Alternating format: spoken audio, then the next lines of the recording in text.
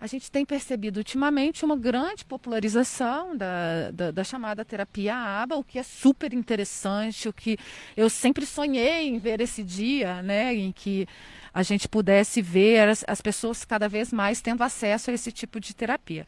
Só que não se enganem, assim, é uma terapia com eficácia científica, desde que se sigam os preceitos, né, que foram comprovados por pesquisas. Entre eles está o número de horas de terapia. Então, o tratamento é o que a gente chama de intensivo. E sempre tem que ter os profissionais capacitados para tal. Porque pior do que você não fazer nada é você fazer a coisa errada. Né? Então, muitas vezes, a forma de ensino, a criança acaba piorando quando a terapia não é corretamente aplicada. Isso eu não estou falando de análise do comportamento, não, é qualquer terapia no geral. Né? O problema não é o que você assim, não é você ensinar para essa criança, mas você tem que ensinar o que ela precisa de aprender naquele momento. Né? Então, assim, a gente tem que ter muito cuidado hoje em dia na escolha do profissional. Então, assim, com toda certeza, se um pai vier me perguntar qual terapia, eu estou querendo iniciar um tratamento com meu filho com análise do comportamento aplicado, eu vou ficar super feliz. Mas a primeira coisa que eu vou falar com o pai é: peça o currículo desse profissional. Em análise do comportamento, a gente tem diferentes tipos de terapeutas. A gente tem o aplicador, porque são muitas horas, pensa que são muitas horas de aplicação. Então, como que um especialista altamente gabaritado vai trabalhar 20 horas semanais com uma criança? Não vamos encontrar profissionais. Então, a terapia ABA ela é organizada por diferentes terapeutas com diferentes formações. Né? Então, tem o aplicador, que é quem passa o maior número de horas, os aplicadores passam horas diretamente com a criança. A gente vai ter os coordenadores, que aí são profissionais com especialização em análise do comportamento aplicada ao autismo, que já tenha tido prática supervisionada como aplicador. Tá? E aí a gente tem o supervisor, que o supervisor ele tem que ter no mínimo uma titulação de mestrado, ou seja, ele tem que conhecer de ciência, porque a análise do comportamento é a aplicação de princípios científicos, é a aplicação de uma ciência, tá?